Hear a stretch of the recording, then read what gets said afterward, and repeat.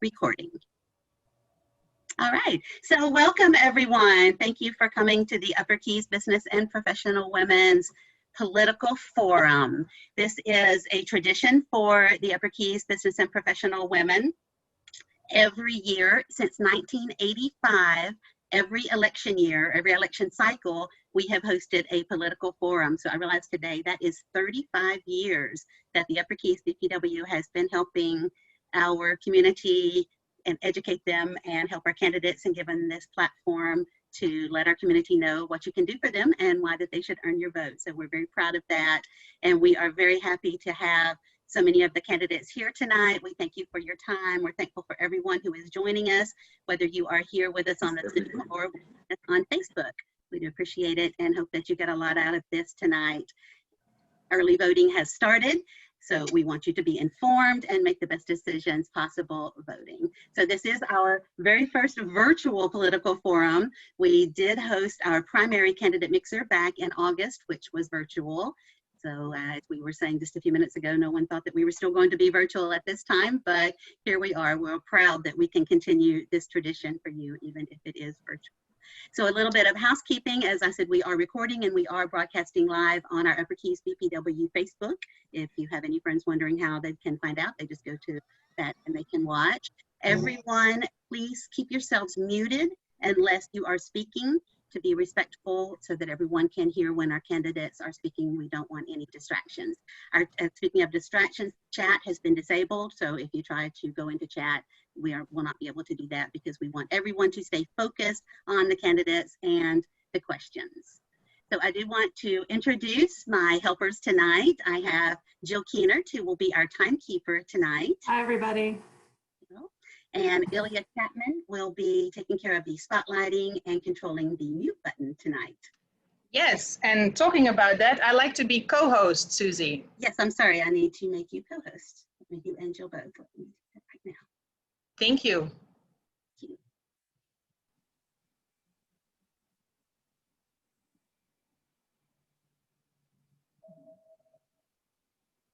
All right, so I would also like to introduce our Public Policy Committee. The Public Policy Committee is the one who has basically taken care of getting this event going. They have come up with the questions, invited the candidates, so I am so thankful to everyone on that committee. That consists of Gina Borlini, who is the committee chair, Ilya Chapman, Jill Keenert, and Deborah Walker. Thank you, ladies, for all that you have done for us. Now I am going to share my screen. I do want to let you know, so as you know, the registration for all of our virtual events is free, but we do provide a tier of registration levels for anyone who does want to donate. For most of our events, the donations go to our Adult Scholarship Program, which we will be talking about later on in this program. But for this particular event, since it is October, which is Breast Cancer Awareness Month, we decided to do something a little different. So the proceeds, anyone who took any of the paid levels tonight when they registered, the proceeds are being split between two different charities. We are giving half of it to the BPW Florida, has a breast cancer fund that any member in good standing in BPW Florida can request a $250 financial payment to go to anyone that is going through breast cancer. It's just a little help, financial help for anyone that is offered. So we are giving part of the funds tonight to help replenish that fund. And the other half is going to the American Cancer Society for their Making Strides Against Breast Cancer for breast cancer research. So again, thank you to everyone who took a paid level at their registration tonight. We do have the highest level of our registration is the $50 level. Anyone who chose that level does get some recognition. They will get their name here tonight. They'll get their name in the newsletter and also gets a free e-blast from us. So thank you to Dennis Ward, State Attorney, Javier Fernandez for State Senate, Wendy Kaufman from Center State Bank, and Carlos Jimenez for Congress. We appreciate you so much. I want to thank Center State Bank, who is the sponsor tonight for our awards. Again, we will be talking about that in just a minute. We have an intermission tonight that we will be awarding our Business of the Year and Woman of the Year. And Center State Bank, once again, this year is the sponsor for those awards. So we thank Center State Bank so much. Just a quick overview of the agenda tonight. Once we finish with the welcome, we are going to start right into the Q&A with our candidates. We will go halfway through the candidates, then we're going to take an intermission where we will announce the recipients of our adult scholarships for fall 2020. We will announce the winner of the Woman and Business of the Year, and then we will start right back into the candidates and then wrap it up before 7:30. We will be breaking the candidates and races up into two sections. So before the intermission, this will be the races that you will be seeing, as I said, and then we will stop and do the scholarships Women of the Year and Business of the Year. And then we will go into the second set of candidates and races. Just for a moment so everyone can look at that. And now, without further ado, I would like to turn it over to Gina Boiolini, our moderator for the evening. Gina, the floor is yours. Hi, everyone. Thank you all for taking the time to be here tonight, and for all of the people participating, thank you for taking the time as well. Does anybody have any questions regarding the format? I will call each seat. Each candidate will have 30 seconds to introduce themselves.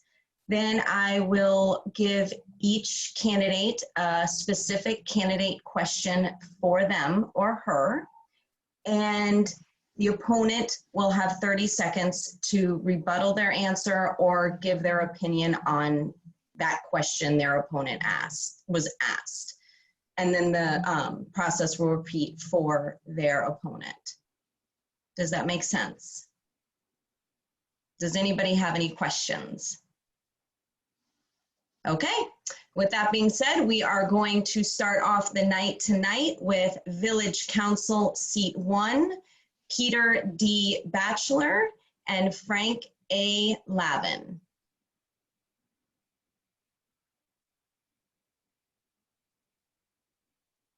Which one of us do you want to go first? Peter, you will begin with a 30-second introduction. Remember that all candidates will not get a time. You'll only be told when your time is up for your 30-second intro, as well as for your 30-second rebuttal. You will get a 15-second warning for your time to expire when you're answering your candidate-specific question. Make sense? Yes. Okay, so Peter, I'd like you to go ahead and start. Jill, are you good to go with timing? Yes, I am. Okay, Yes. so Peter, your 30-second intro begins. Hi, I'm Pete Batchelor and I'm running for Islamorada Village Council, Seat 1. I've been chairman of the Islamorada Land Planning Agency for 6 years and have over 30 years of land use planning experience. My thanks to the BPW for this invitation tonight. I look forward to the questions. Thank you, and I yield the balance of my time. Thank you very much.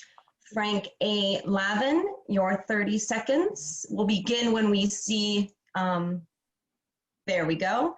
And 30 seconds, go ahead and begin. Good evening. I bring experience earned by an education, a lifetime of community service, and business acumen. As a graduate of the New York Institute of Technology, Architectural School, I also bring experience through the Department of City Planning, New York City, Doubleday & Company, McGraw-Hill, Bloomingdale's Design Department, my own firms of West Design, West Gallery, and now Lavin Design Group. Time is expired. Thank you very much. Now we are going to begin with Peter. You will have your candidate-specific question. Again, you'll have 90 seconds to answer, and Jill will let you know when you have 15 seconds remaining. Peter, you have made a career out of being a private land use consultant. Currently, you are the chairman of the Village Land Planning Agency, the LPA. How will you handle the possible appearance of conflict of interest when former long-standing clients come before the council? Well, there's a couple of different ways to do that. Among other things, I've done that once already this year. I did have a conflict of interest. And when you have a conflict of interest, you step down from the dais, you don't get the right to a vote, and you file a conflict of interest form. All of those things were done, and I would do that again if I had any land use clients left in the village of Islamorada. I have since moved my clients off to other either planners or attorneys or law firms. I have no clients in the village of Islamorada. I anticipate no conflicts of interest, and I'll yield the rest of my time. Thank you. Frank, you do have 30 seconds if you'd like to respond. Mr. Batchelor has held public office, made influential decisions that could be viewed as having unfavorable outcomes for developers he has worked for. This is something I believe is wrong. There is an inherent conflict of interest in holding public office and using that office for personal gain. Thank you very much. We'll go ahead and stick here. And Frank, here is your question. You have stated that you are pro-development and would like to create a new architectural review committee for the village council. How would the current committees be affected by this addition? I believe that we do need a new architectural committee in the village. I believe that we have some committees in town which would have to be maybe merged. I believe that we need to go in a new direction to see a sustainable future in development for everyone, but we have to now really apply our density laws. You still have time if you'd like to continue. Okay, we can see that in the future, we will have a lot of reconstruction, renovations, and there's going to be plenty of work for everyone. So by saying that we have to have a balance for sustainable construction, this is not saying that we are anti-development, we are pro-development. Peter, would you like to respond? Well, I think that Frank has been in our community a number of years, but not enough, and doesn't have enough background experience in what our community does. And he is ill-knowledged to join the commission. The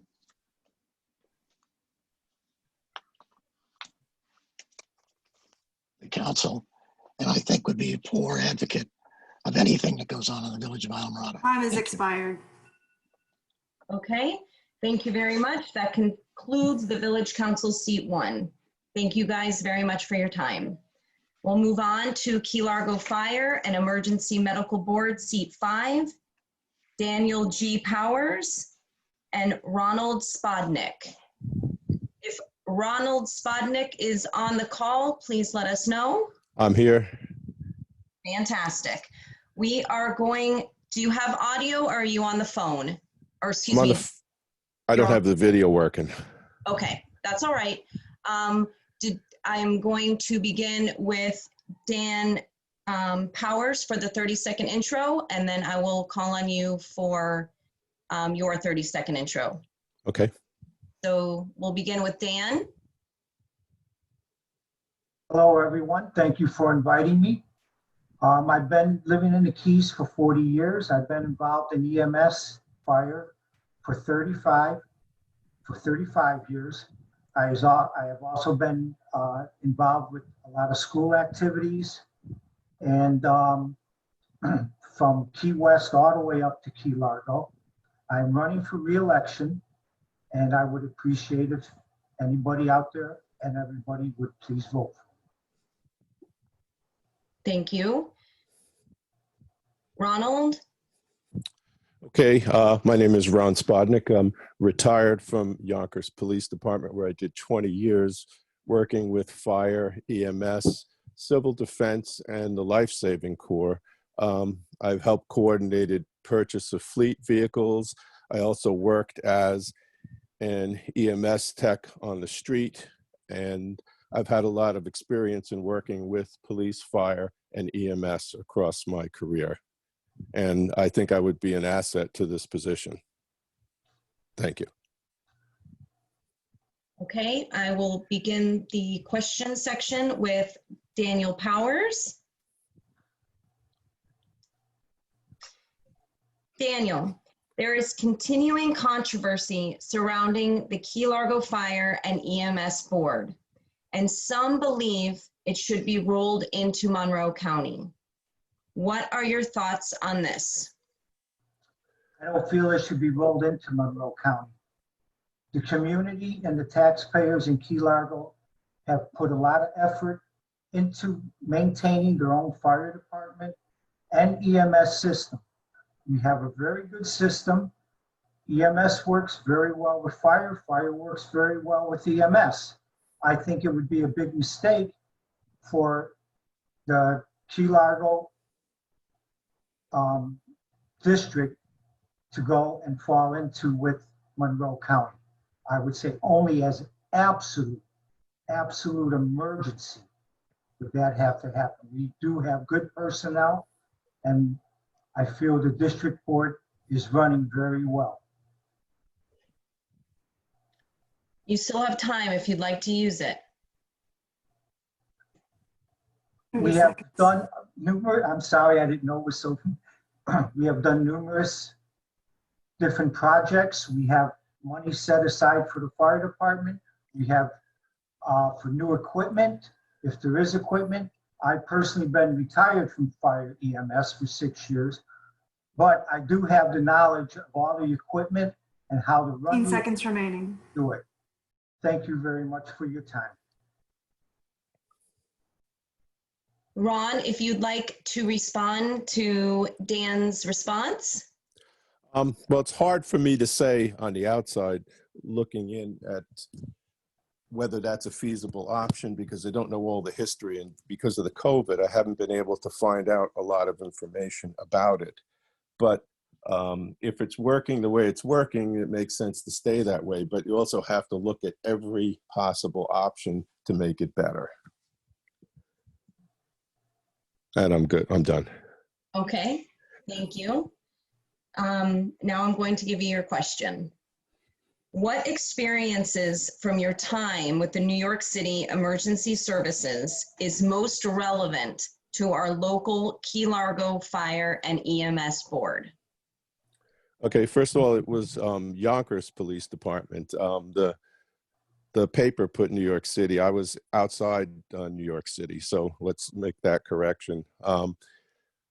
Working with the fire department and the ambulance and communication, I was there to help iron out a lot of problems that went between all the services and try to coordinate things to make it so everybody worked together without any problems and issues coming up. It seemed to work really, really well when everybody was on the same page. And I was part of that, committee to keep that going and keep everything coordinated.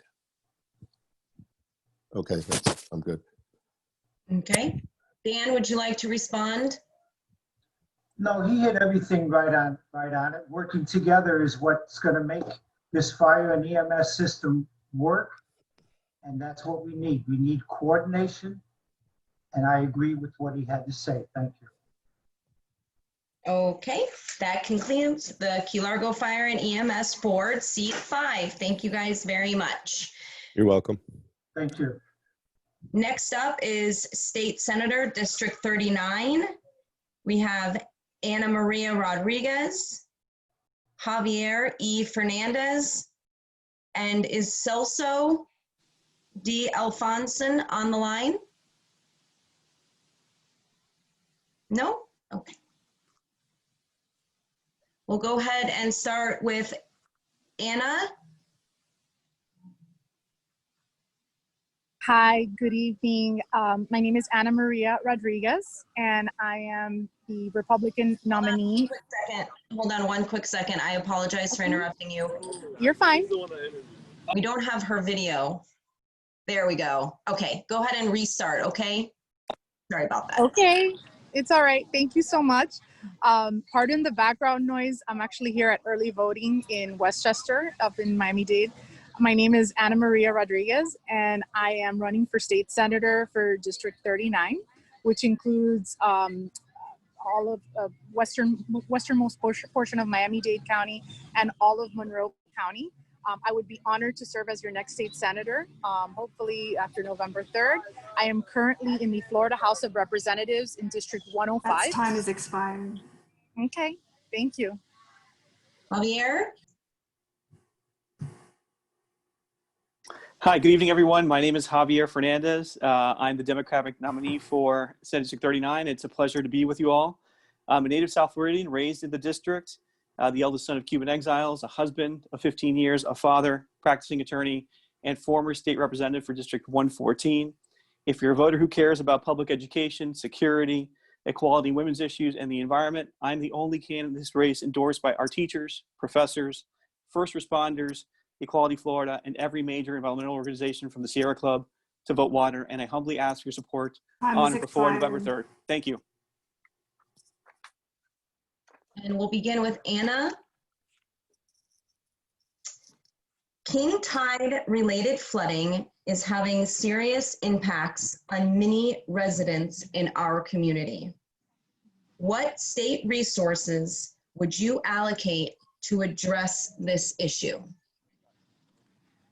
Well, that's a great question. I think this is a question that I've answered actually in previous forums. And I think what we need to do is look at what other parts of the state are doing, particularly if we look at a city like Miami Beach here in the county that I live in. They have done wonders with the pump stations that they've installed throughout their city. I want to say that they spent something to the tune of $450 million in pumps, and that's something that I think we could replicate in the Florida Keys. Another thing that I would look seriously at investing in from the state resources would be in elevating roads. I know that there are areas actually suffering right at this very moment because of the storm that we've been impacted by over the last day and a half.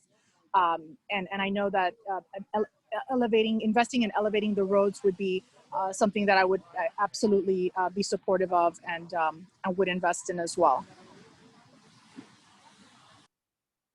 You still have time if you'd like to continue. No, those are the two main things that I would invest in for right now. Javier, you have 30 seconds to respond. Sure, thank you. Drove up this morning to the mainland from Islamorada, and it was a rough ride with the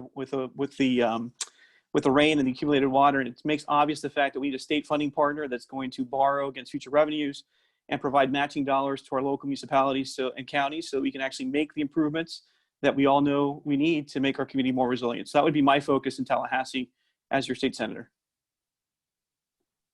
Thank you. Javier, your question. Healthcare is a large part of our BPW Florida public policy platform. How will you create reliable resources for women's health here in the Upper Florida Keys? Sure, thank you for that question. We've done a poor job at the state of focusing on expanding provider services. Frankly, our healthcare budget has for too long been focused on reducing fee-for-service rates for providers, which has actually limited provider availability, I think, across the Keys and the district generally, concentrating providers in more affluent communities like Coral Gables, frankly. So I think we need a renewed focus at the state level on how we approach our budget. Our HMOs, our insurance companies, our pharmaceutical companies have gotten for far too long in Tallahassee. a free ride. That's in large measure because they are large donors to the Republican majorities that control the agenda in Tallahassee. We need a renewed focus on encouraging investment to attract provider services across the community, providing incentives on reimbursement rates for providers who locate in areas where there are a scarcity of services by specialty. And so that's a focus I will bring as a state senator to Tallahassee, as well as making sure that we're providing funding for nonprofit health clinics across Florida, another way that we can expand services to places like the Keys.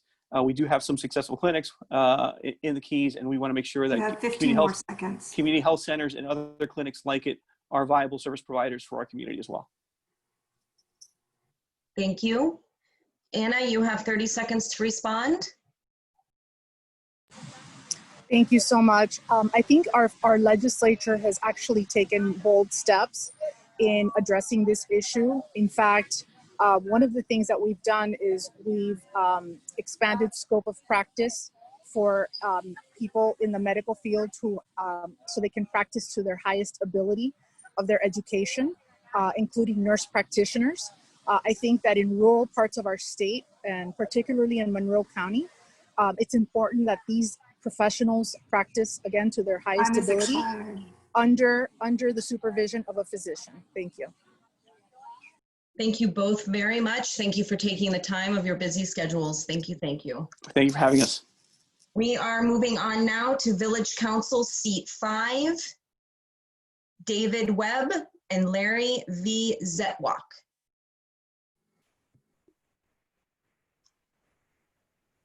We'll begin with David.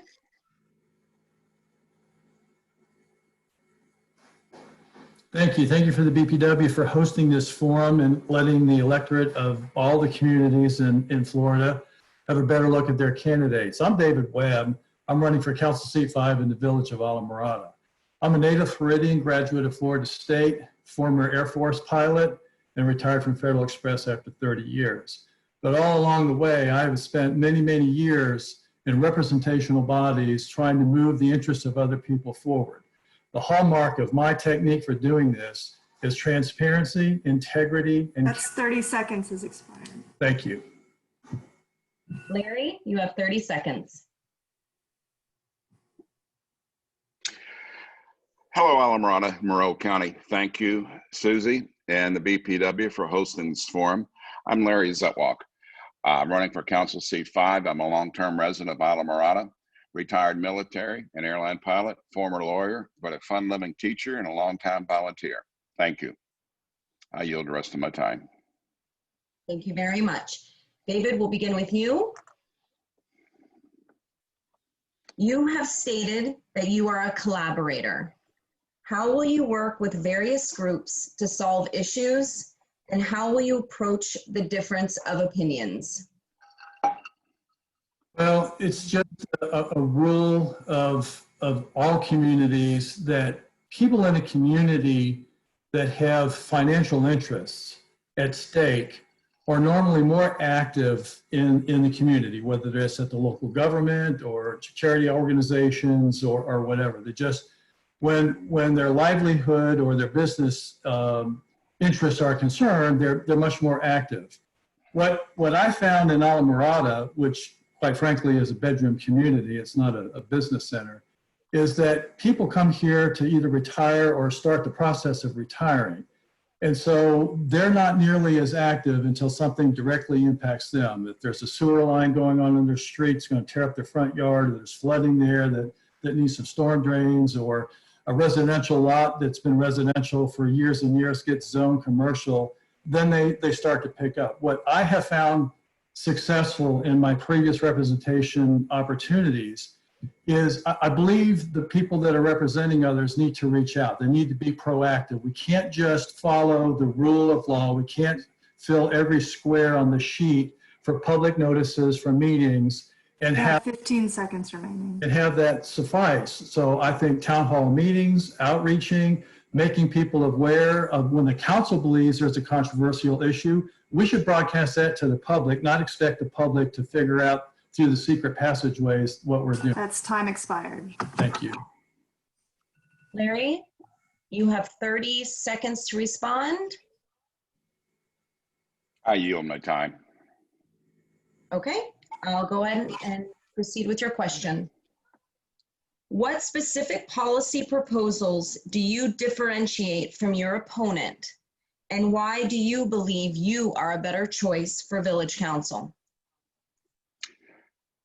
Policy-wise, I don't think David and I differ that much. I think I'm a better candidate because I've been here a lot longer. I've been involved in the community.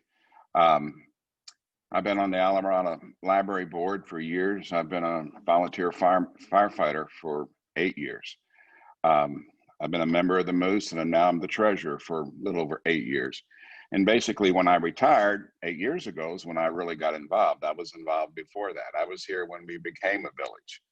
I was here with the controversy of Plantation Yacht Harbor becoming founders. And I just, I have a history of service. And I think you can look at that, and you can look at the times that I spent. I don't start something and quit. I sit there. I'm definitely probably the oldest firefighter paramedic in the county. So anyway, thank you very much, guys. I appreciate this forum. I yield the rest of my time. David, would you like to respond? Yes, thank you. With all due respect to my opponent, Larry, the village residents and voters have a clear choice. Larry and I couldn't differ more on what the future of Alamorada could be. He's more for the status quo of business done as usual in the village council. He's for building hundreds of thousands of dollars of infrastructure at the Phils. I am opposed to that spending at the Phils. It's not appropriate facility for a park. And I do not believe that the status. That's time has expired. Thank you. Thank you both very much for your time. We will now proceed with County Commissioner District 1, Craig Cates and Annalise Mannix. Everybody's here, fantastic. Craig, we'll begin with you. You'll have 30 seconds for your introduction, please. Okay, thank you for having this forum. My name's Craig Cates. I was born and raised in the Keys, been married for 49 years to my wife Cheryl, raised 3 daughters in the Keys, have 2 granddaughters. So I'm very familiar with the Keys. I had businesses down here. I was a mayor of Key West for 5 terms. I worked with the government, volunteering at different organizations like the Rotary, military affairs. So I'm very involved in the community, and I'll bring that experience to the county for making decisions. Thank you. Annalise, you have 30 seconds. Thank you. I'm running because the county's at a crossroads. One quick second, I apologize. Let me get you. There we go. Now go ahead and begin, Annalise. Thank you. Okay. All right. Thank you. I'm running because the county is at a crossroads. And so we take now, whether it's regarding climate change, a healthy economy, or workforce housing, will determine our future for years to come.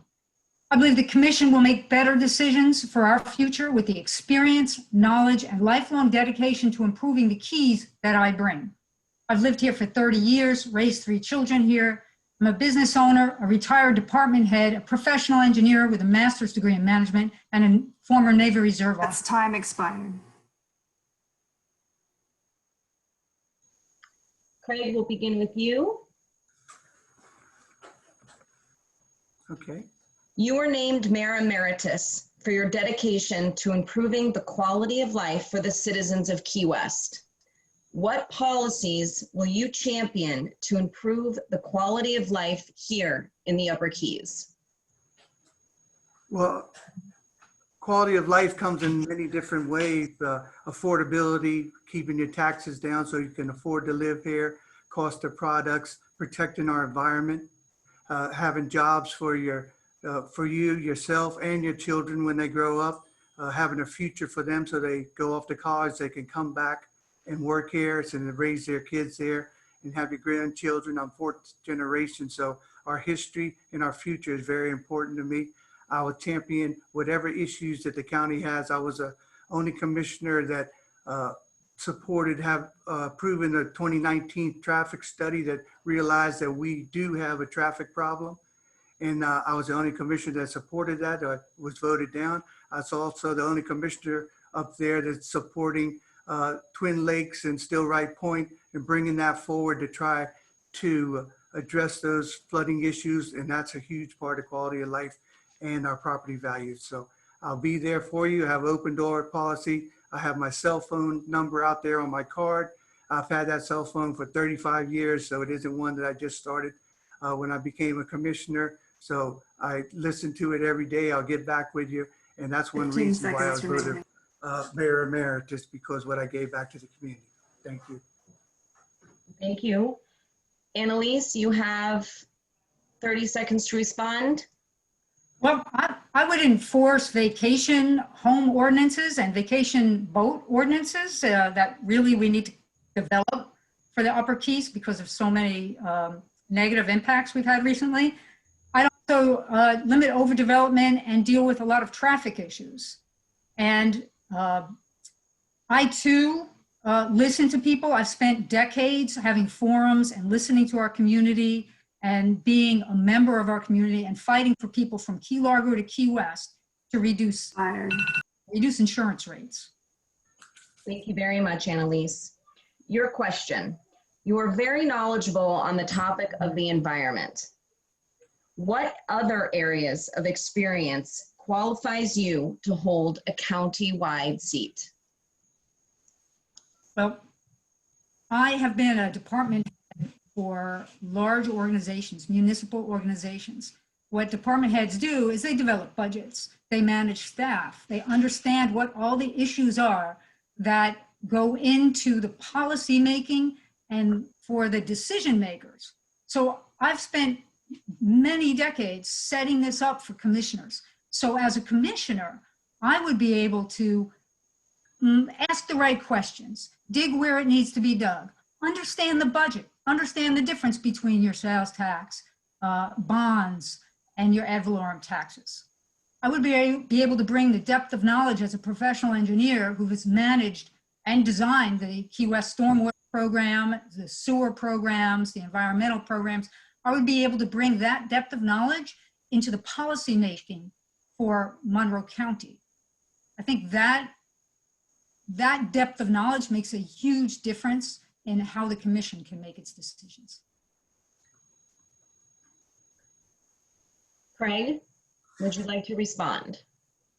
Yes, what I would bring to the commission is my experience, the history, the historical knowledge of the Keys, my relationships to get the grants and get things done in Tallahassee from Governor Scott, which is now Senator Scott, from Holly Reshine to, I've been endorsed by Holly Reshine, endorsed by the sheriff, endorsed by Senator Marco Rubio, which is our present senator. So we need to get grants for our funding for seawater rise and all the different issues. I have made them contacts. I have. Time is expired.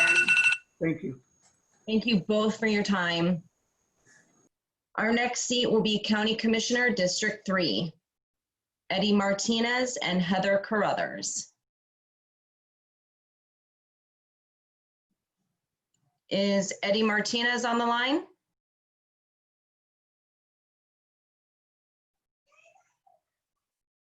Is Mayor Heather Carruthers? Yes, I am.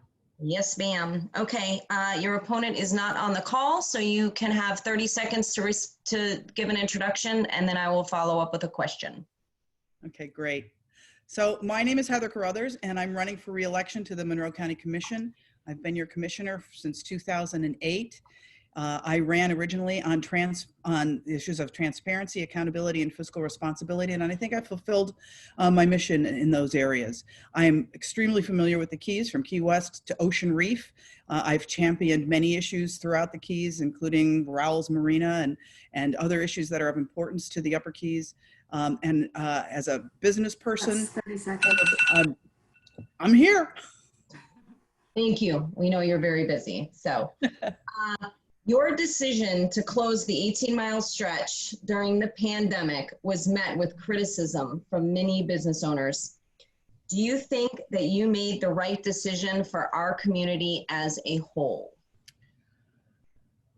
It was a very difficult decision. I'm not going to deny that. You know, as a business person myself, I knew the impacts that it was going to have, but I felt like if we didn't have a healthy environment and a healthy community, we couldn't have a successful or an economically successful one. And I think you have to remember that at the time, South Florida was an epicenter for this disease, particularly Miami-Dade, Broward, and West Palm and Palm Beach. And just take a look at the numbers. In the time that we were closed, we had about 100 cases, 110 cases between March 22nd and May 31st.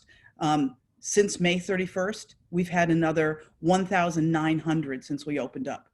Now, we've done that slowly, and we're trying to enforce, to encourage distancing and maintaining our mask requirements.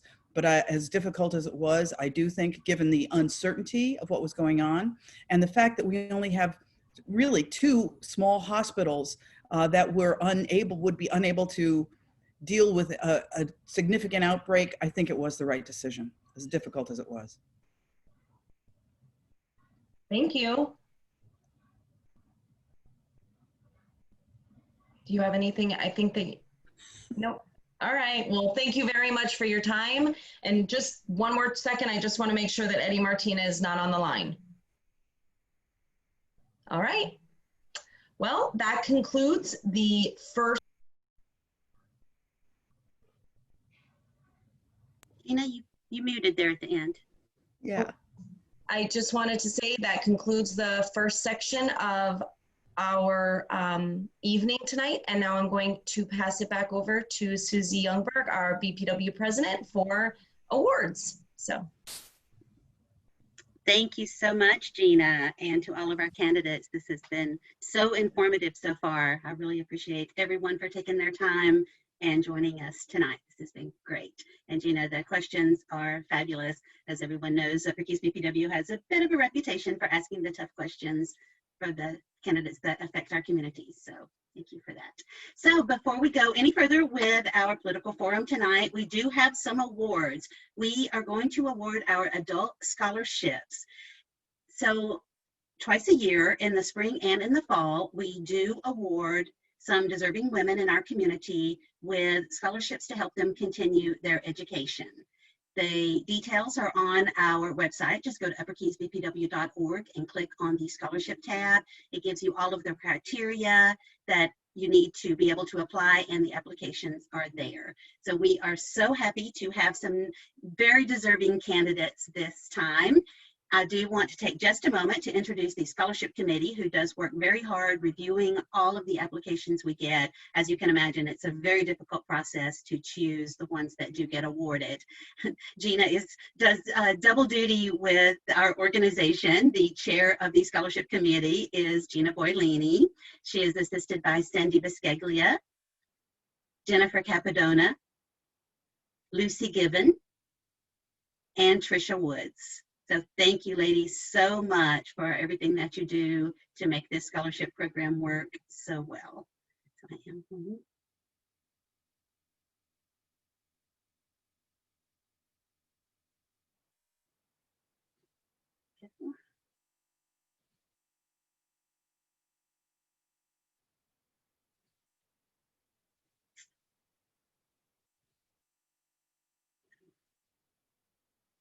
excuse me just a moment. I think I shared the wrong thing. Let me share my screen just a.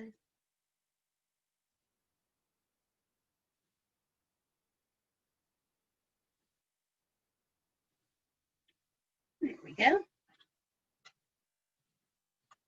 So the recipients of our fall 2020 scholarship this time are Jessica Doherty and Erin Hamilton. So I think both of these ladies are with us tonight. So instead of reading their bios to you, I am going to ask them to say a few words, introduce themselves, and tell us a little bit about them. So let's start with Jessica. Jessica Doherty, are you here? Yes, ma'am, I am. Can you hear me? Hearing right now. Yeah. Just muted it. Okay, down here. Yeah, you can. Go ahead, Jessica. All right. Well, I wanted to say thank you very much to the Upper Keys BPW for reaching out to find women in the Upper Keys who can benefit from your scholarship program. I have lived in Key Largo for 15 years, and my career has been focused in marine biology and education. But as I gained experience, I found that I may better serve my field and my community by improving my own education. As I pursue a business degree, I am grateful for the scholarship opportunity, and I'm hopeful that my education will give me the ability to put back into the community what it has given me. I am honored to be a strong woman built up by and supported by the strong women of the Upper Keys BPW. Thank you. Thank you, Erin. Good luck. I'm sorry, Jessica. Thank you, Jessica. Next, we would like to have Erin Hamilton. Are you here, Erin? Yes, I'm here.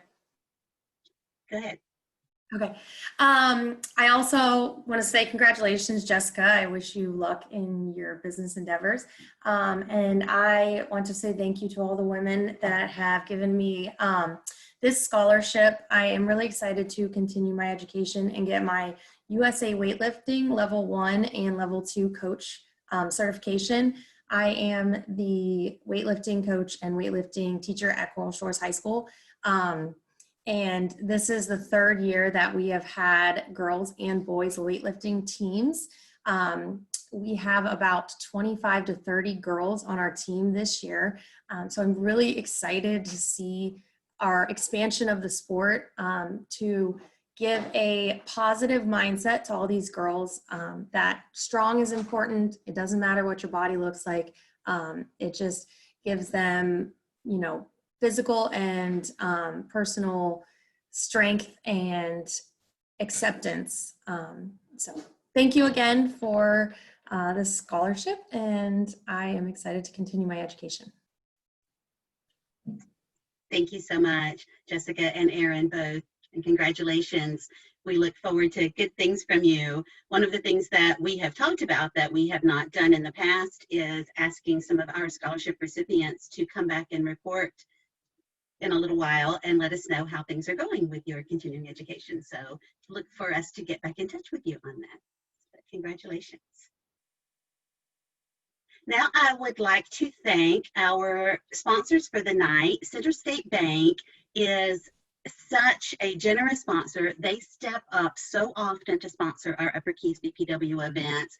Not only are the Upper Keys BPW events, they are so supportive and generous to our entire community. Any events that you see around town, you can pretty much bet you're going to see Center State's name on there as a sponsor. So we thank them so much. They are actually sponsoring the awards that we will be giving to the winners of our Woman of the Year and Business of the Year. The physical presentation of the awards are not being done tonight, obviously, because we are virtual.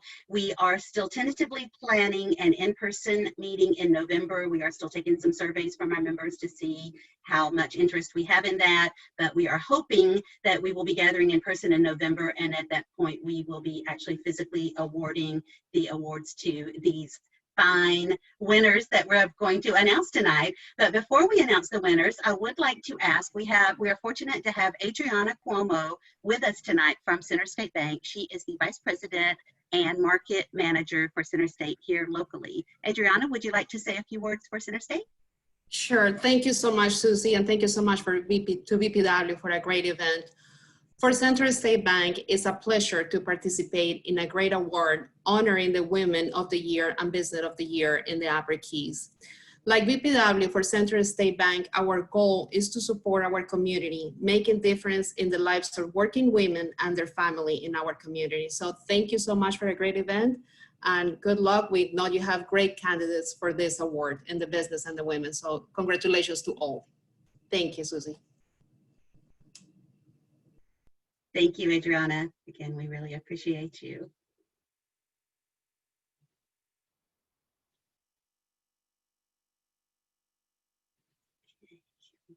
Just a moment.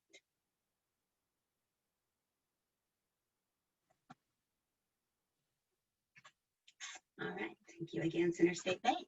Now we are to the exciting part of the middle of the evening. We are going to announce the Woman of the Year and the Business of the Year. I want you to know that all of the races were very close this year.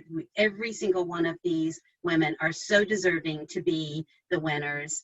of the Woman of the Year, but I am going to name them for Woman of the Year nominees. We had Kathy Brewer, Ilya Chapman, Wendy Kaufman, Jeanette Hughes, Whitney McCacken, Teresa Sutter, and Sue Waltansky. So good luck to every one of you. The Business of the Year nominees are Teresa Sutter, Virtual Assistant, Skyborn Visual, the Good Health Clinic, the Small Business Development Center at Florida International University, Doc Steiner, and Cirque Salon Studios of Key Largo. The winners are, I am going to start with the Business of the Year. So I'm going to announce the winner, and then before we turn it over to the owner to say a few words, I am going to read just a very brief synopsis of some of what their other members said about them as they were nominated. So the winner of Business of the Year 2020, drum roll please, is Cirque Salon Studios of Key Largo, owner Whitney McCacken. So here is what was said when they were nominated. Cirque Salon Studios opened in 2018 with a core business model to support small business in the health and beauty and wellness industry in our community. This business is woman-owned by owner-manager and CEO Whitney McCacken. The business has donated space for community events, fundraisers for the Good Health Clinic, cancer awareness, and even BPW meetings. During the COVID crisis, the salon and spa industry faced mandatory closures for over 50 days. Cirque provided support, including financial, to studio owners so that they not only made it through the crisis, but have come out stronger. Cirque Salon has demonstrated a commitment to workplace equality by being inclusive and helpful to all. This company has positively impacted our community by supporting multiple small business owners, empowering women, and giving back to nonprofits, including our wonderful organization. They just celebrated their 2nd anniversary and have grown since opening. Congratulations, Whitney. Please say a few words for us. Thank you very much. It's truly a privilege to even been nominated for this. My grandmother was a president of the BPW in Blakely, Pennsylvania, in 1968. So my family has a long tradition of sponsoring and being a part of BPW. So it's particularly important for us. But this year, that is 2020, I could not be prouder of our business owners at Cirque Salon Studios, micro business entrepreneurs, most of whom are women entrepreneurs. It's really a privilege, and I really thank you for the honor, and I reach out to all of you and thank everyone for participating in such a great event. Thank you, Whitney, and congratulations. I agree with everything that was said in the nomination. Cirque Salon has been a great addition to our community. Before the pandemic, the board, BPW board, was actually having our meetings there at Cirque. So we thank you so much. And now I am going to announce the Woman of the Year. Again, I am going to make the announcement and then read briefly what was said about her, and then we will hear from her. So the Woman of the Year, Upper Keys Business and Professional Women 2020 is Jill Keenert. Congratulations, Jill. Here's what was said in her nomination. Jill has a go-to-it attitude that makes everything she does seem effortless. She isn't afraid to commit her time and energy to the task at hand and offers help intuitively. She seems to know what needs to be done and doesn't seek recognition or acknowledgement for all of her efforts. Jill embodies what it is to be a strong woman through her powerful voice and bold actions. She humbly shares her many talents and strategies to all members and committees of BPW. She is not afraid to breach the difficult topics that have been a common thread in 2020. Her words and encouraging speech is eloquent, her solutions imaginative, and her approach is real. Anyone is lucky to have Jill on their team because when she is, you know you will see results. She backs up her words with research, facts, and actions. She steps in and steps up repeatedly. I want to add that Jill was nominated multiple times, and almost everyone said something about how much she amazes them and inspires them to be a better person. Jill, you are wonderful. I'm so happy that we have you on the board this year. Congratulations. Please say a few words for us. Oh my gosh, thank you so much. This is just amazing. All of the other women, every single one of them on who is put forward for this year has been just a role model to me, and lots to live up to. Big shoes, not only for them but other previous winners of this. What a year to be a woman in the Upper Keys. I have tried, within the ability put in front of me to show up for this organization, for BPW, for my neighbors, for my business, for my community. And it feels like just little every day sometimes, but that's what makes us, that's what helps us get through. It's a year when we really need to be able to rely on each other, to reach out and make community wherever we find it. And I lived overseas for over 10 years of my adult life, and being back in the United States, living here, has just redoubled my commitment to being an active, visible, contributing member to our community. And so I'm just thrilled.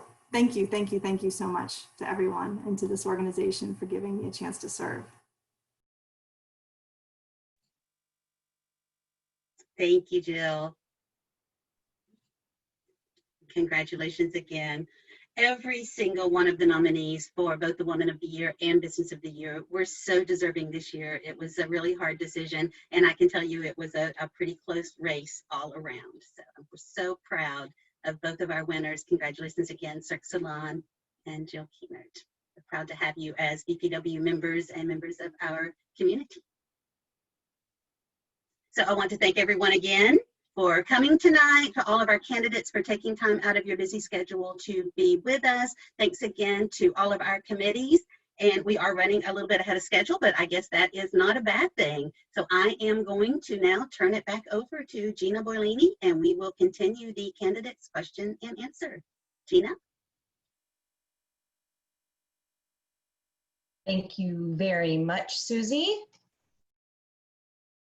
Thank you very much, Susie. We are going to continue the evening with Village Council Seat 2, Mark Gregg and Cheryl A. Meads.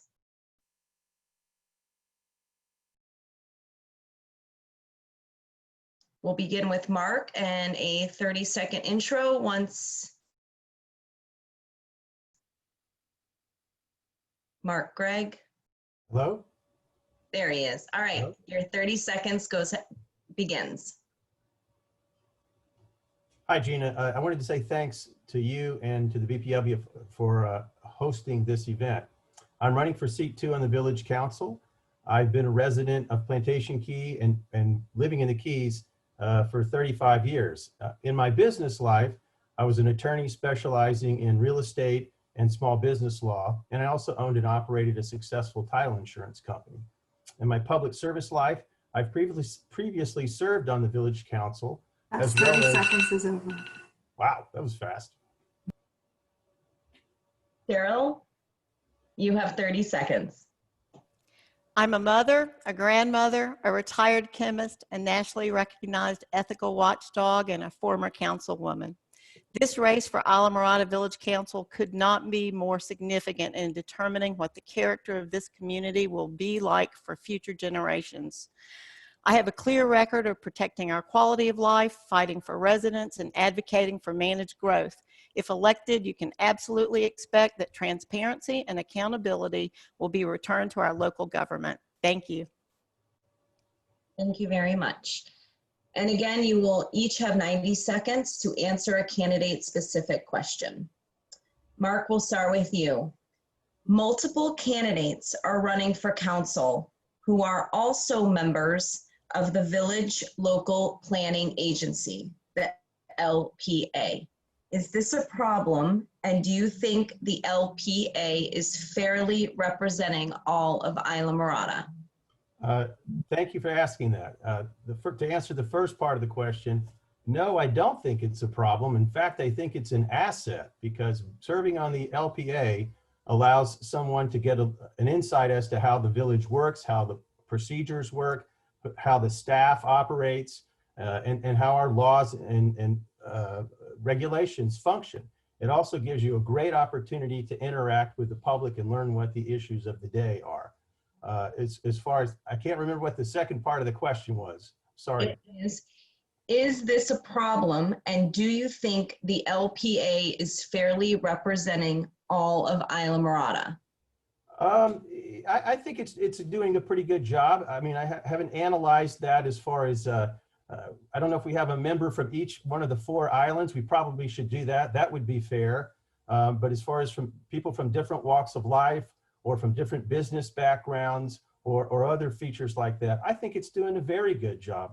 The LPA is very dedicated to listening to the public and to expressing to having them express their concerns. Our job is to translate that into a recommendation to the village council to take action on something that has come before us. And so we get the first look at that, and we take our time and we listen, and we're not under pressure to make a vote that's going to be a final vote. So 15 seconds remaining. We can do things a little differently than the council and get everything out on the table so that everybody has a chance to talk about that. Thank you. Cheryl, you have 30 seconds to respond. Hold on. Can you hear me? There you go. All right, let's start again. Sorry. So what happened on February 10th, 2020, when 80 residents from Keys Heights came to the LPA and begged them not to make 4 residential lots in their community, opening up a canal to commercial business, and they were not heard, they were voted down, and they were mistreated. What happened at the LPA was wrong, and that's got to change.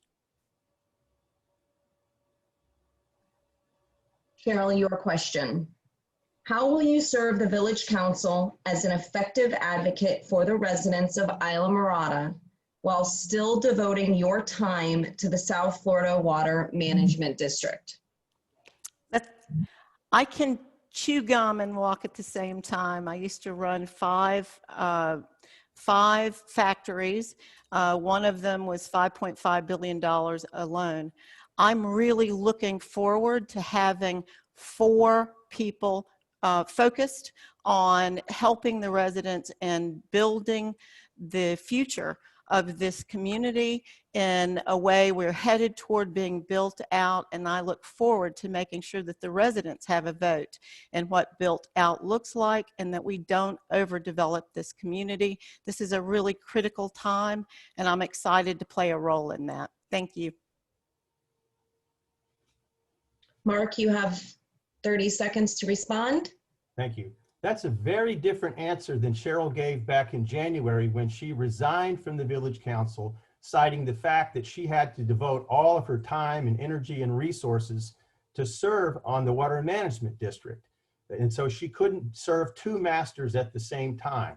That's a very old piece of advice. I think it comes out of the Bible. You can't serve 2 masters because you will favor the one and you will, the other will despise you. And that is exactly what's going to happen if she's elected and has to serve. That's time expired. Thank you both for your time. We are going to move on to State Attorney, 16th Judicial Circuit. Dennis W. Ward and Donald C. Barrett. We will begin with Dennis Ward. He will have a 30-second introduction.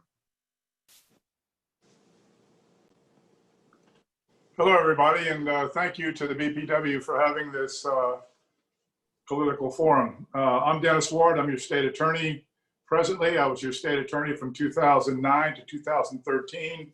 I run the biggest law firm in the Florida Keys, and it's a big company, and you have to have all the knowledge to run it: human resources, investigations, budgets, IT. So I've got the experience there.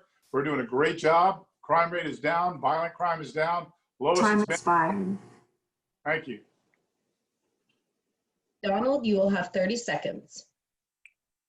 Hello, good evening, everyone. I'm Donald Barrett. I'm a candidate for state attorney. I'm the former chief assistant state attorney of Monroe County. I've spent my entire career, 24 years, in the field of criminal law, and I'd like to put my experience to work for the citizens of Monroe County. As state attorney, we will focus on professionalism and ethics, and we will focus on prosecuting violent crime, which is up the last 3 years in Monroe County. I'd like to ask for your vote on or before November the 3rd. Thank you. Dennis, your question. As a community, we are aware of the importance of protecting our environment and also protecting our families. How are you currently prioritizing and balancing these two important parts of the Florida Keys? Oh, well, first and foremost, I think what this whole election is my policy protecting our fish and wildlife, our natural resources. And that impacts on the community in the Florida Keys by the way of 1,600 families make a living off of commercial fishing. That's just the commercial fishermen, the lobster, the stone crab, the bait fishermen. That doesn't include backcountry fishermen, charter boat captains, dive boats, snorkel boats, recreational fishing. And that's a huge impact on our economy. And that economy, it needs to be there so we can have people support their families. As we've seen during this pandemic, when we had to shut down the Florida Keys, and we saw people just out there not being able to provide for their families. I didn't disagree with the shutdown, but it's just something that I observed. So our fish and our wildlife are a significant portion of our economy down there, and that impacts on people's livelihoods and how they can provide for their families. Thank you. Donald, you have 30 seconds. Yes, the state attorney's office should aggressively prosecute marine violations and protect our environment. Where the current state attorney and I differ is the mandatory jail policy on all such cases. The other part of your question is, what are we doing to protect families? To me, it makes no sense to have a mandatory jail policy for undersized fish and undersized lobster when you have no such policy for domestic violence cases, DUI cases, and other types of crimes where people are getting hurt and people could potentially be hurt. So Time's expired. we do differ on that policy. Donald, your question. You left Monroe County after the last election you ran in and have recently returned to the Keys. Please explain that journey and your current decision to run for state attorney. Sure. I ran for office in 2014, and in 2016, my family and I decided to move away to Tampa. I have family in the area of Tampa. I was expanding my law practice in Tampa. My law office remained open in the Keys the whole time I was in Tampa, from 2016 to 2019. I probably had just as much business, if not more, here in the Keys, and was back periodically during that time. In mid-2019, my family decided to move back to the Keys for various reasons. A, we wanted to live here. B, as I mentioned, the law practice here. I really had no intentions of running for state attorney when I moved back, but many people started to talk to me about it and sort of draft me for it. And it was something I've thought about for years. And after a few months of consideration, I decided to run for state attorney and have been running now since November of last year, almost a year.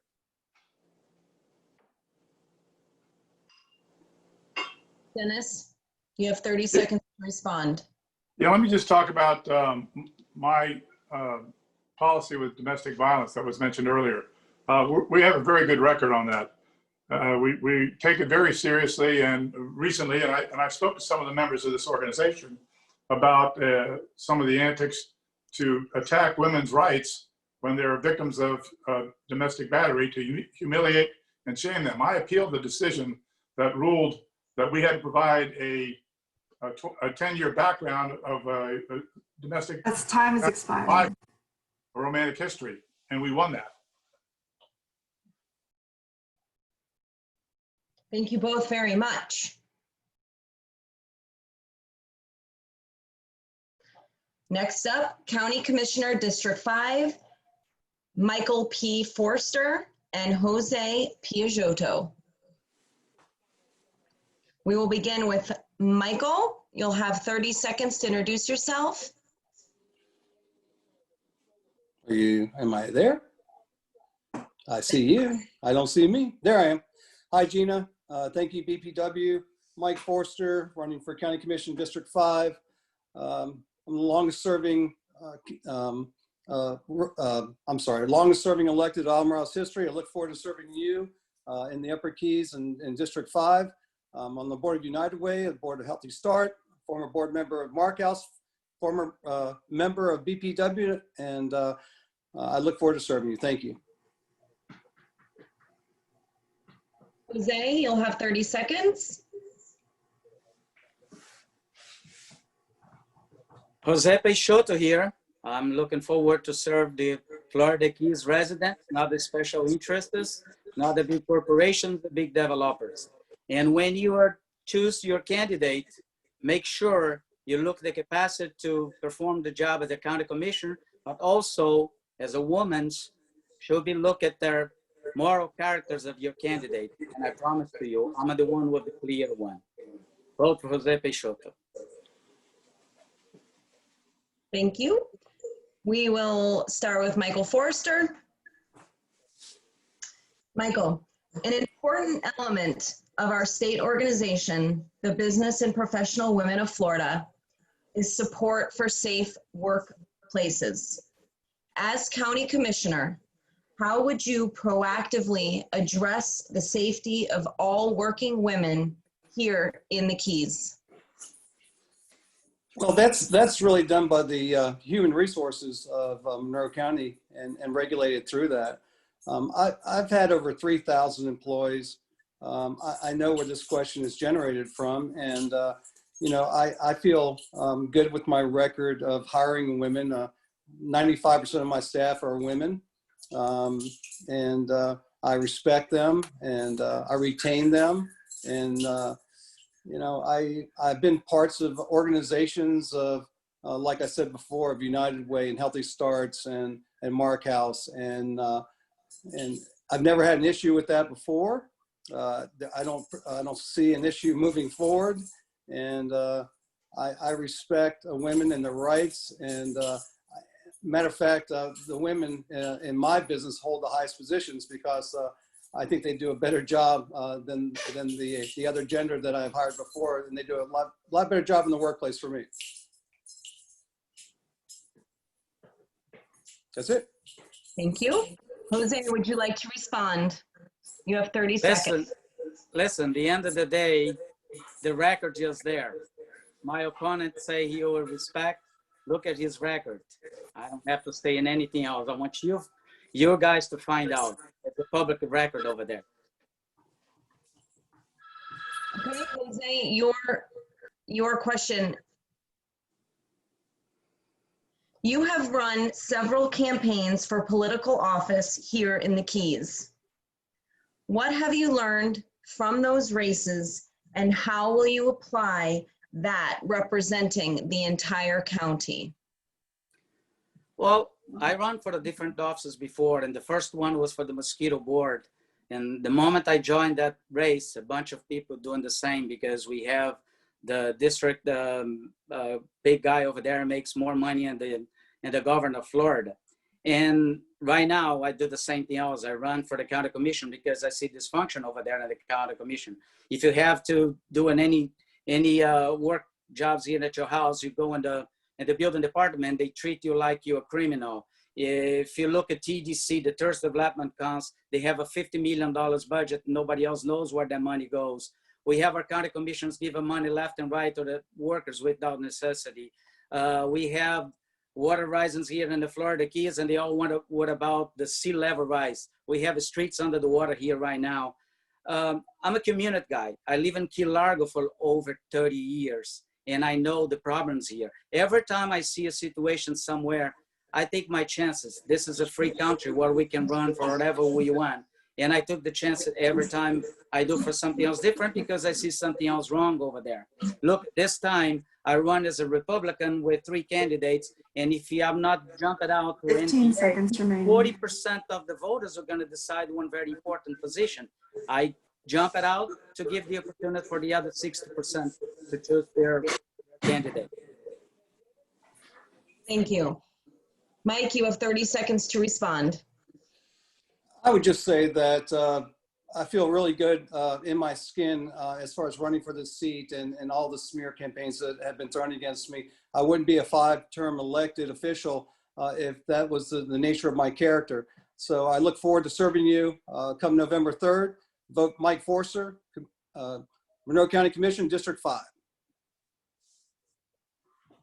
Thank you very much. Our next seat is Village Council, seat number 3.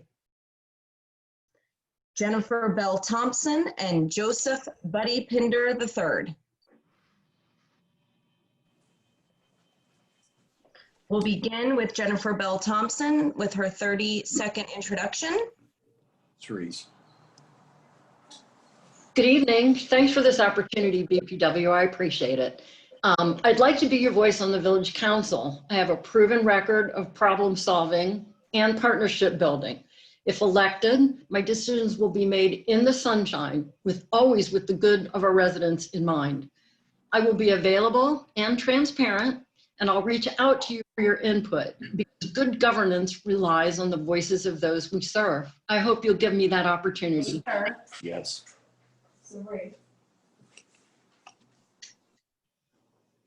Joseph Buddy Pinder III, you'll have 30 seconds. Thank you, Gina. I'd like to say thank you to BPW for hosting this meeting. I am a 6th-generation Islamorada resident. I was born and raised here. I've raised my family here. I've been married for going on 40 years. I want to raise my grandchildren here. I've been self-employed the majority of my life as a contractor here and in the private sector, working for the Florida Keys Aqueduct. And the whole thing about... That's time's expired. Thank you. We'll begin with Jennifer. Currently, a large source of workforce housing in the village is the rental of illegal downstairs apartments. Would you consider providing changes in the zoning laws to allow downstairs apartments? How would you address this issue? Only if they're legal. They have to be above flood. They have to be permitted structures. I would have a very difficult time changing the village code to allow somebody to live in a structure that's not permitted and below flood level. But workforce housing absolutely depends upon us allowing people to rent out those legal downstairs enclosures. When we lost those, we lost a tremendous number of workforce housing places. Still have a minute. I'm good. Okay. Joseph, would you like to respond? You'll have 30 seconds. Yeah, I believe it is a big issue that we need to work on here in Islamorada with the workforce housing, to figure out some creative ways so that we can have housing for the workforce people here that work in the restaurants or firefighters or the sheriff's department or the restaurant workers. I believe that there is a way. We just got to get creative and figure this out. Thank you. You're welcome. Your question. As a lifelong resident of Islamorada, what is one controversial decision made by the village council that you would want to revisit? This is a great question there, Gina. The pedestrian footbridge. And the reason we went to the meetings, my wife and I, Cerise, I would like to reverse that decision to stop this bridge because I believe it does not fit in the character of Islamorada. I believe that, we're going to be paying for this. The future generations will be paying for the maintenance on this. All the residents with FKEC are going to have to be paying for the electric lines being moved. And it just, the big thing is for the overseas scenic highway, this does not fit for the scenic highway. And I just believe that we don't need it. If it is going to be somewhere, let's put it at Coral Shores. But I think there's other options, other ways to overcome this. So that's the biggest thing that I'd like to turn around would be the footbridge to stop this pedestrian crosswalk. And I know there's probably close to 70% of the people in Alamorada that would also like to stop this.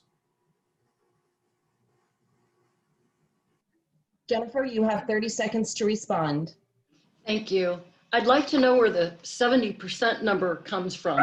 I was the lone candidate who stepped up on this issue and created a petition for people to sign if they were opposed to the footbridge. The petition was viewed on Facebook over 2,000 times, and yet it garnered only 200 signatures, and I'm not sure all of those 200 people actually live in Alamorada.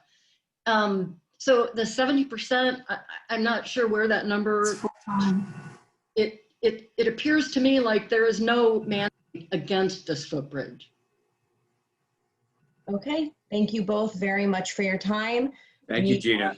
You're welcome. We're going to continue on with representatives in Congress, District 26, Carlos Jimenez and Debbie Lucasar Powell.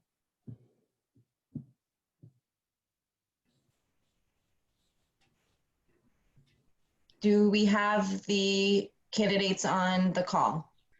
Yes, hi. Oh, hi everyone. Hi, everybody, thank you both. Carlos, we'll begin with you. You'll have 30 seconds to introduce. Yeah, my name is Carlos Jimenez. I've been the mayor of Miami-Dade County for 9.5 years.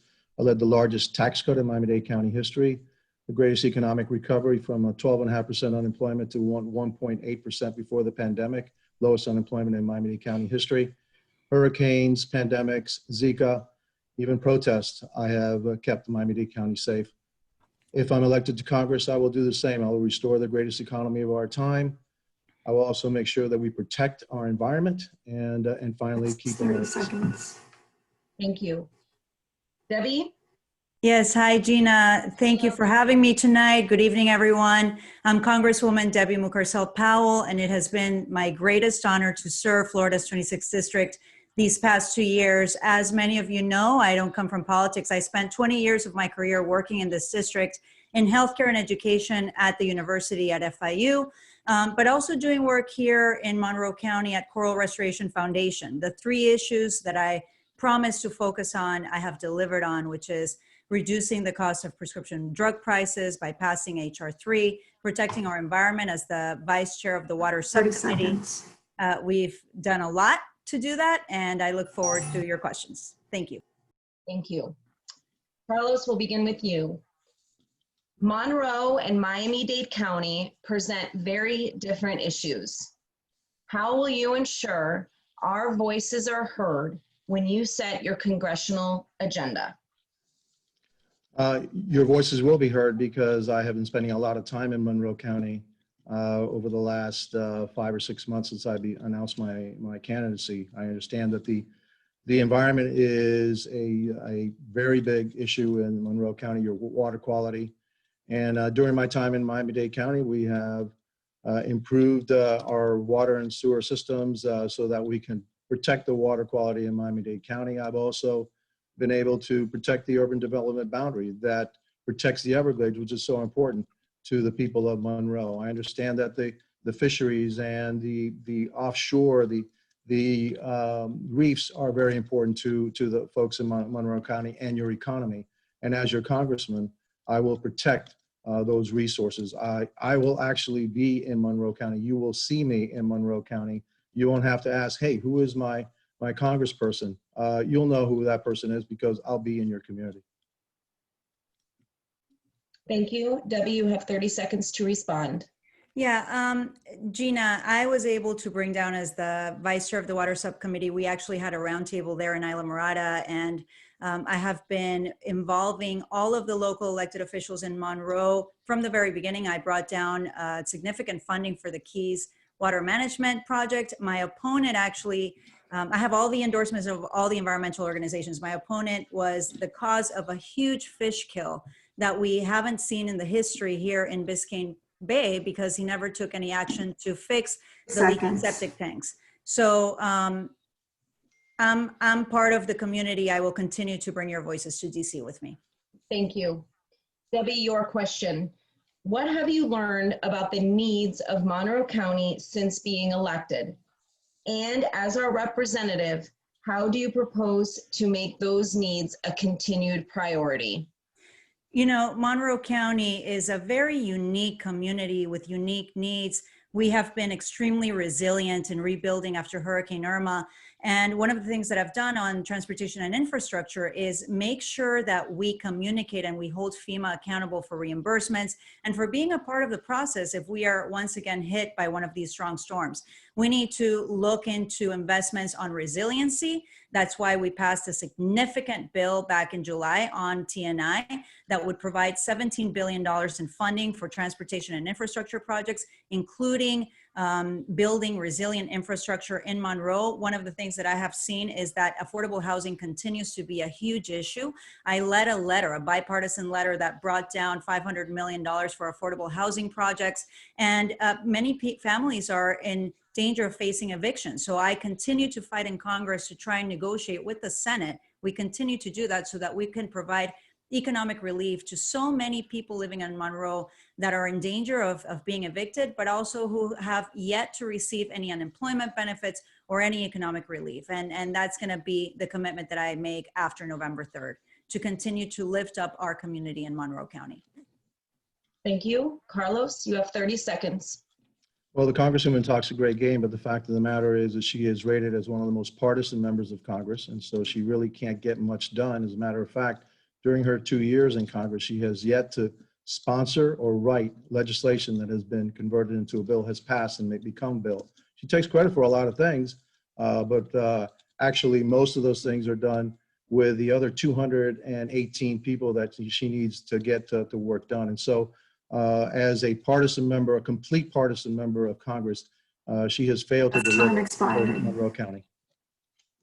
Thank you both very much. Thank you. We do have one race remaining, and we do have, once that race is complete, we will have extra time to give all of the candidates on the line a 30-second closing remarks. So just to inform you all. So we will close up our evening with the final race, State Representative 1, District 120. James Jim Vernon Mooney Jr. and Clint Barris. We will begin with James to do a 30-second introduction. Thank you, Gina. Thank you, BPW, for this great forum. I'm Jim Mooney. I'm a lifelong candidate of Alamorada. I have lived here my entire life, went to Coral Shores High School. My children were raised here. I served 10 years in the village council. I have a background in leadership. I've been endorsed by Holly Rashine, Anna Tara Flores, Alexandra Suarez, Police Benevolent Association of South Florida, Florida Chamber of Commerce, and numerous other agencies. I look forward to representing you and as your House District Representative. Clint, you have 30 seconds. Hi, thank you very much. Hello, I'm Clint Barris. Sadly, the pandemic is not the only crisis that our Republican leaders in Tallahassee have failed to address. The climate emergency is still one of the greatest threats facing our district. And unfortunately, our leaders have ignored climate science for years, putting our livelihoods and our families at risk. When I'm elected, I will always make decisions grounded in science, and I will always put the people of District 120 first. In South Florida, our environment is our economy, and you can count on me to fight for you on day one. Thank you. Jim, you have 30 seconds. Well, I don't think anybody denies there's climate change and sea level. I apologize. My mistake. It's time for your question. It's my apology. Okay. Sorry about that. No worries. You recently won the primary by a narrow margin. Has this outcome changed your view on issues affecting Monroe County? No, it has not changed my views on issues affecting Monroe County. The issues facing Monroe County are very clear. I've been fighting for them for the last 6 years. I've been to Washington. I brought home, along with other leaders in Monroe County, over $20 million in funds for nearshore water quality. I clearly understand the issues we face in Monroe County. I understand the issues that the farmers face in the northern part of the district. You know, sea level rise, climate change, those are given. We have to attack those right now. That's first and foremost. There's no doubt about it. I think Key Largo is experiencing it again for the 19th year in a row. King tides that are inundating their properties. We do know that if we can find the funds, resiliency funds, and create adaptation and build resiliency, not only does that accomplish the goal of protecting property and people's lives, it also has a backside to it that roughly $7, for every dollar spent, $7 return in the economy. This is something that the South Florida Summit has given us, and we know the knowledge behind it. We know the numbers behind it. Monroe County faces numerous issues. Education, health. We have to get much better health care, particularly mental health care. We've got to find the funds to get our teachers up to snuff. 15 The seconds. bill last passed was great, but not enough for Monroe County, as we're a donor county. We have to take care of that. We got to fix that. Clint, you have 30 seconds to respond. Well, it's interesting because during the primary, I think that my opponent, unfortunately, has really kind of reversed himself on several issues. During the first hometown event, he was all for Second Amendment, no changes, machine guns were fine with him. And now all of a sudden he's the gun reform and the environmental candidate. My opponent is a climate science denier, and he has a history of that. So he is clearly not the person who can get us out of this problem. Thank you. Your question. You are a newcomer to the state political process. Please explain how you will overcome this hurdle to serve the Upper Keys in Tallahassee. Certainly. Well, just that I'm new to state politics, you know, I've been following politics for a very long time. My undergraduate degree was in political science, and I've been following our issues very closely for a very long time. I have the judgment and the education that I believe that qualify me for this position and to lead our state into a renewable energy future. I have a 4-point plan already to address our climate emergency. Our leaders in Tallahassee have done absolutely nothing for decades. We know that in a generality, Republicans deny science, and that is exactly what we're seeing here with this response to the pandemic too.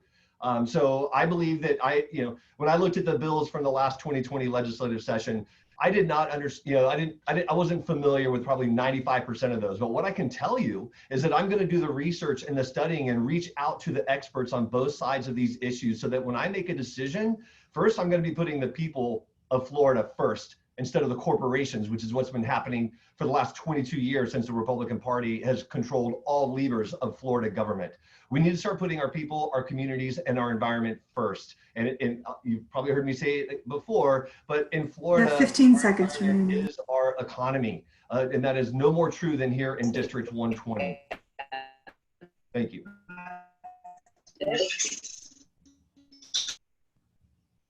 Then you have 30 seconds to respond. Well, you know, I'm sorry Clint feels that way, but I've not changed. I have not wavered. That's nonsense. But that's okay. It makes him feel good, and that's the important part in this whole process, is making yourself feel good. I know who the best leader is in this race. I know exactly who will get it done in this race, and I know exactly how to get it done in this race. So thank you. Okay. Thank you all very much. That concludes the forum part. However, we do have time remaining, and we would like to get a 30-second closing statements. We will go in the same exact order that the question section was presented. So I will go ahead and begin with Village Council, seat 1, Peter D. Batchelor and Frank A. Lavin. Is Peter still on the line for closing? Yes, I am, Gina, but I'm going to object. My opponent needs to go first instead of me. I went first the first time. Otherwise, I'll yield my time. Sure. Frank, would you like to begin?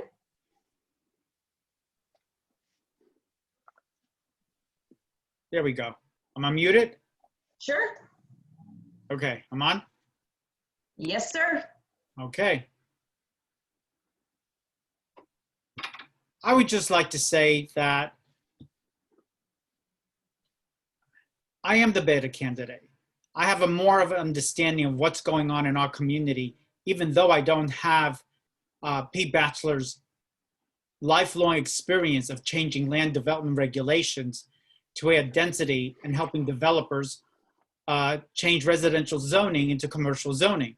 I am here to 30 make a change seconds. and listen to the people of Islamorada. Thank you. Thank you. Peter, you have 30 seconds.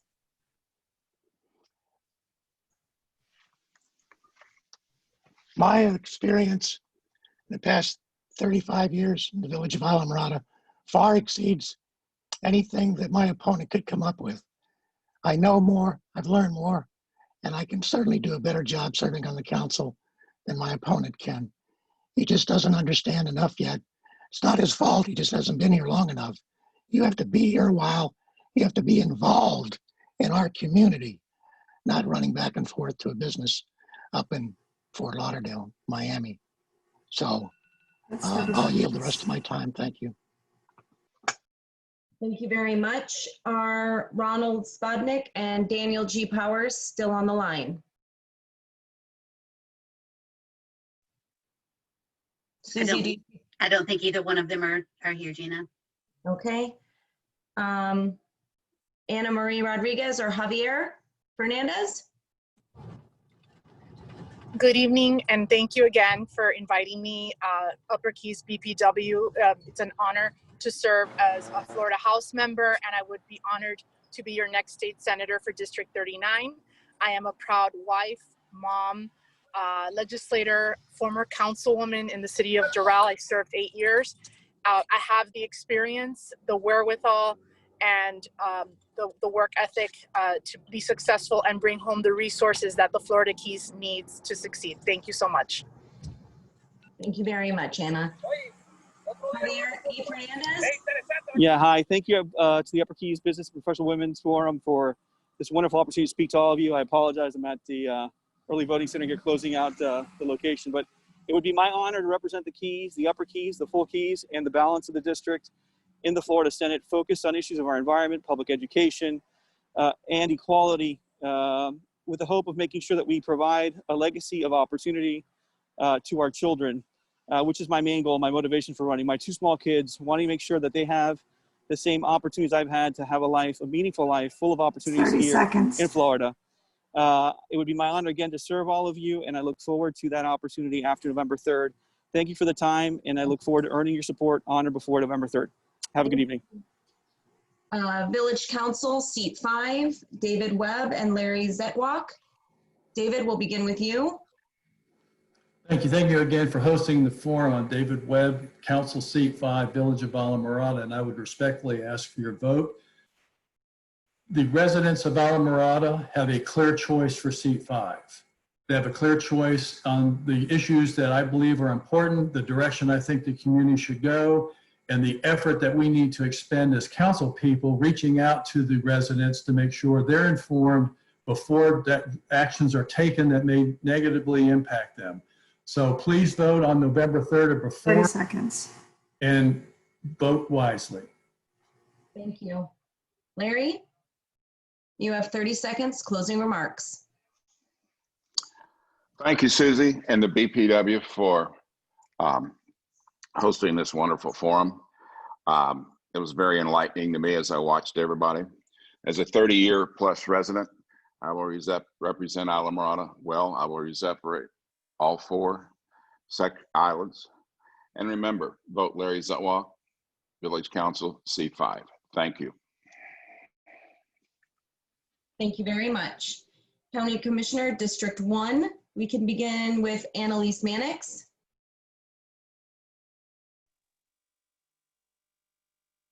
Thank you, BPW, for the event. I love the Keys and the small town community we see on each island and the people that care for each other in the Keys. I've worked hard to maintain and protect that environment and quality of life. And so I'm running because I'm saddened by what I see happening in the Keys. Too much traffic and damage to our environment, our homes and neighborhoods. I'll be an advocate for the residents throughout the Keys to fight against rampant development, more traffic congestion, wasteful government spending, and escalating insurance rates. That's 30 seconds. Thank you very much. Thank you. Craig Cates?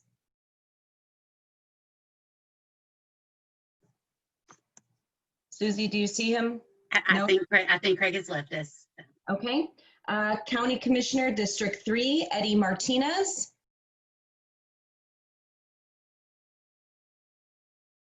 Wait till we have you spotlighted, Eddie.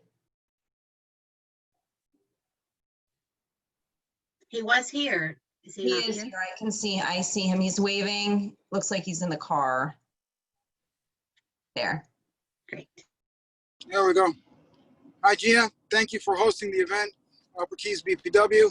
Yeah, I'm Eddie Martinez. I'm running for County Commission.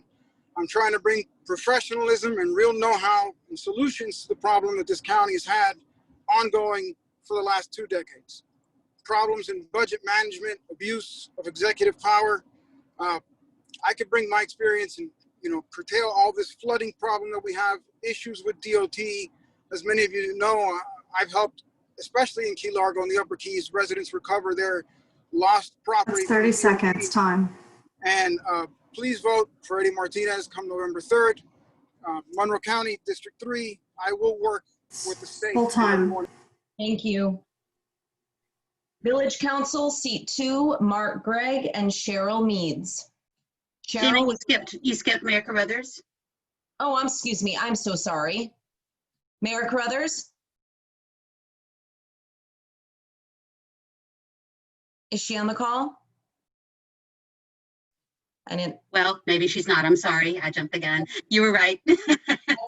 No. Thank you. Double check is always best. Village Council, Seat 2, Mark Gregg and Cheryl Meads. Cheryl, would you like to begin? Sure. So I love this community. It has this unique and fabulous quality about it that I want us to preserve, and I want the residents to work with us. I want residents to have a voice in what happens to this community in the next year coming forward, and I'm so grateful for your time, BPW. Thank you. Mark, you have 30 seconds for closing remarks. Hi, can you hear me? Yes, sir. Okay, thank you. What I bring to the table here is experience. I've been on the council for 4 years in the past, and I served, and I know what it takes to serve. You have to devote your full time and attention to the job. You have to go to meetings. You have to do your homework before the meetings. You have to meet with people. Cheryl has said in her own words that she couldn't handle the job and do the water management district at the same time. There's nothing that she said since she resigned in January that has changed that. So she thinks she can do it now. She's fooling herself. That's and I full sure time. hope you aren't fooled by her. Thank you. Thank you. State Attorney, 16th Judicial Circuit, Dennis Ward and Don Barrett. I don't think so. I think they have both logged off, Gina. Thank you. County Commissioner, District 5, Jose Piaggioto and Michael P. Forrester. Jose, would you like to start?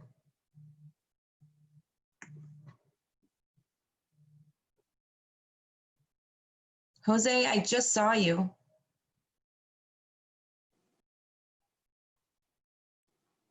Okay, I'm here. You have 30 seconds closing remarks. Oh, I like to, thanks to this beautiful women of BPW, to this wonderful event. And you want to check more about myself, therealcandidates.com. And remember, as a woman, the moral behavior of your candidate gonna show the respect you have for yourself and all the women around of you. Thank you very much for this. God bless you all. God bless the United States of America. Thank you. Mike Forrester.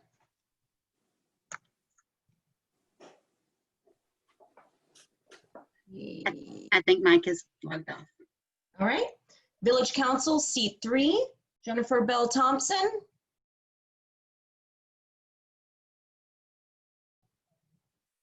Joseph Buddy Pinder. Hey, Gina. We'll go ahead. I'd like to say, Are we ready? We're ready. Okay. I'd just like to say thank you again. And I feel like I am the most experienced for this position. I've been to hundreds of meetings. As I believe, I don't believe my opponent's been to that many, but I've been to hundreds of meetings since the village has been incorporated. Not only that, I've helped the village to ascertain when they the 2.8 million for the hammock property north of the park. That's time expired. All right, thank you very much. Thank you. Jennifer, are you still there? Nope. Okay, moving on. Representative in Congress, District 26. Let's start with Debbie Mukarsal Powell. 30-second closing remarks.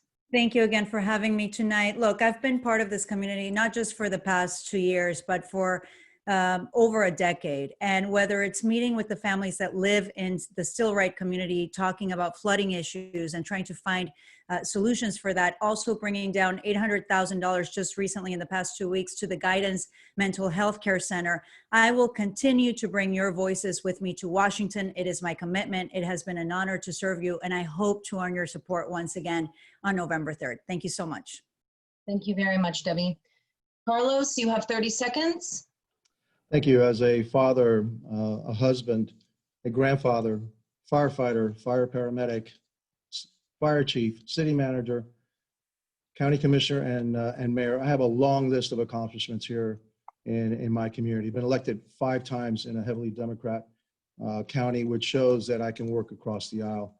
I'm not going to write letters. I'm going to get things done because I've gotten things done all my life. If you honor me with your vote, I would certainly appreciate it. But go out and vote, because a lot of people gave their lives to give us that right.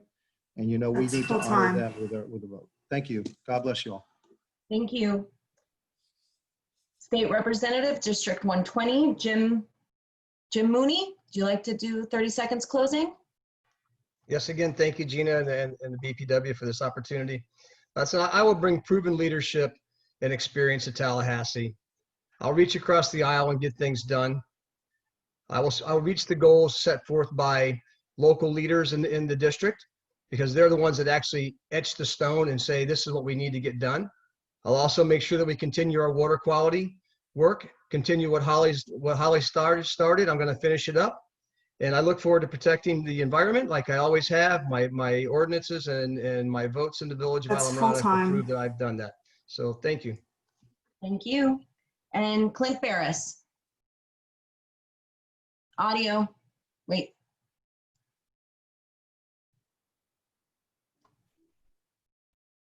There you go. Thank you very There you much. go. Well, thank you, BPW, for providing this forum. As your next state representative, I will work tirelessly to build a future that relies on science, compassion for others, and puts working people and families ahead of corporate interests. I'm not a career politician. This is my first campaign, and I'm running to be a public servant, to give back to my community and to serve the needs of the people of our state. I'm fighting for my children's futures, for all of our children's futures. My name is Clint Barris, and if you elect me for District 120, I will fight tirelessly to represent you with honor and integrity. Thank you very much.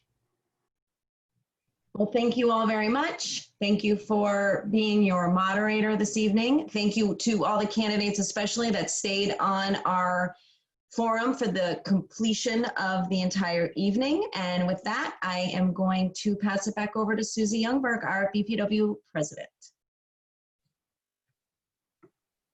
Thank you so much, Gina. You have done a fantastic job as our moderator, as always. And the questions were great. Thank you so much to all of the candidates who took the time tonight to join us. Thank you for everyone who stayed on the call here until the end.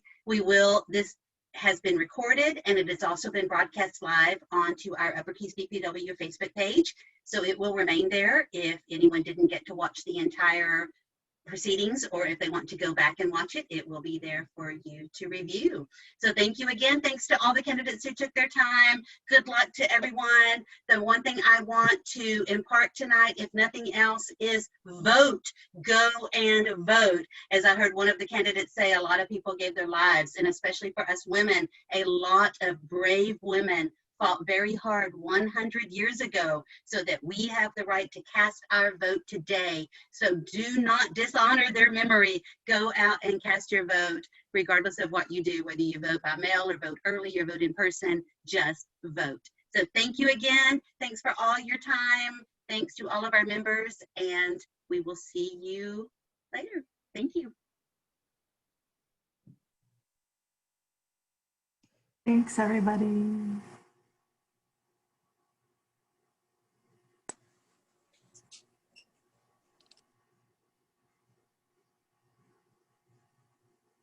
Susie, are you going to turn the recording off or it goes to the end? I am stopping the recording right now.